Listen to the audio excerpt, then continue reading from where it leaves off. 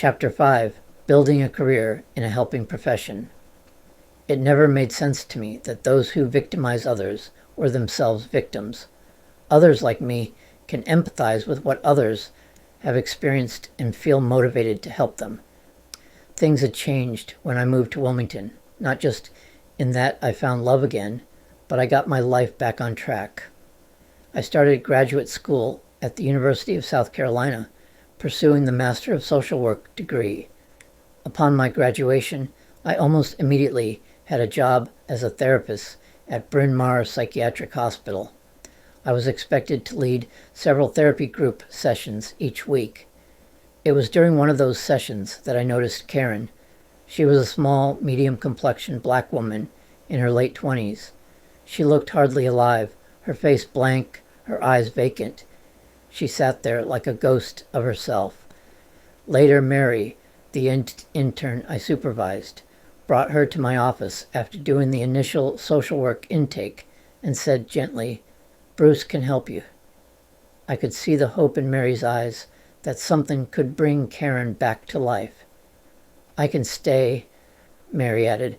"Number, I don't want you to see," Karen replied. That request alone said so much. The shame victims carry, shame that doesn't belong to them, often makes them want to hide. I understood.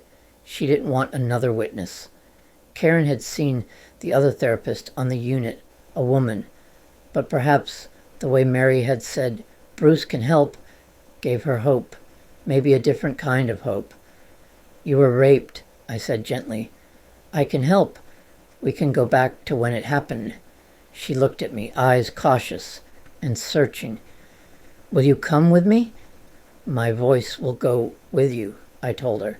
Victims take us to places so dark that most people wouldn't dare follow.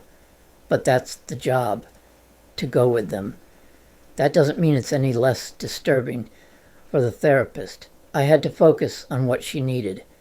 And what she needed, perhaps above all, was someone to witness what she had carried alone.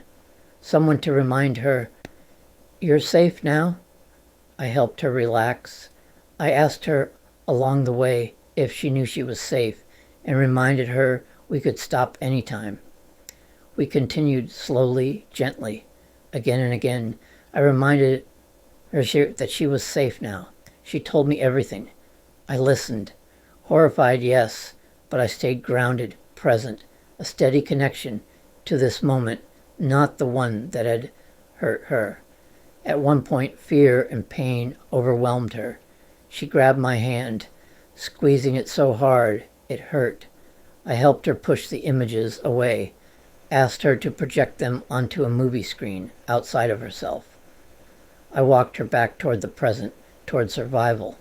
Again and again, "You're safe now." It took time, but then her eyes opened, and a smile, unexpected and luminous, crossed her face. After a few moments orienting herself to the room, she looked at me. She now looked alive.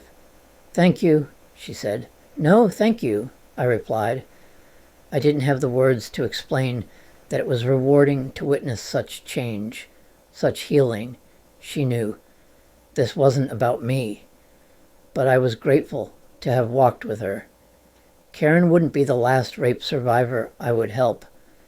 At Bryn Mawr, I treated people with a wide range of conditions, from psychosis and eating disorders to war trauma from nearby military personnel. In one case, I initially assumed a client was describing combat memories, but quickly realized he was experiencing delusions. This was the breadth of my work, everything from severe mental illness to the aftermath of trauma. While I didn't focus solely on trauma work, cases like Karen's reminded me of the power and privilege of being a therapist, of helping those who seemed emotionally dead come back to life. My compassion for clients often clashed with the facility's for-profit focus, making my time there meaningful but brief. After a short winter stint at a clinic in New Bern, I joined Duplin County Mental Health Center in early 1997. This position allowed me to qualify for my full LCSW license, by the end of 1997, private practice work by early 1998. I was ready to open my private practice. Chris Hodge, DSW, LCSW, had been my supervisor as a volunteer, then as an intern, and now offered to rent me office space at $15 per hour. The relationship had come full circle. My practice grew so rapidly that within months, paying $15 per hour for office space was costing more than the $500 monthly rent for my own office. In what was considered a saturated market, this kind of growth was remarkable. I treated everything from social anxiety and shyness, conditions I understood intimately, to schizophrenia and severe trauma. Later in private practice, I worked with more clients who had been abused as children and others who had survived assault as adults. I always tried to create a sense of safety, a space where the shame they carried could be named and left behind.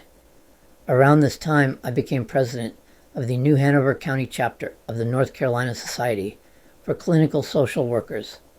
I organized continuing education programs for clinical social workers, gaining name recognition in the field while building my practice. This was success and joy beyond my wildest dreams. People were paying me to help them with a wide range of disorders, and couples came from my therapeutic support. This wasn't just about career success. It was rewarding to help others heal as I had healed so much myself. Who could have imagined that the person with no social skills when starting college would someday be doing these things? More importantly, I had discovered love. I didn't know then that I would later carry profound shame myself. Years later, when I would desperately need a professional reference regarding my character, I would learn that Chris had developed Alzheimer's disease.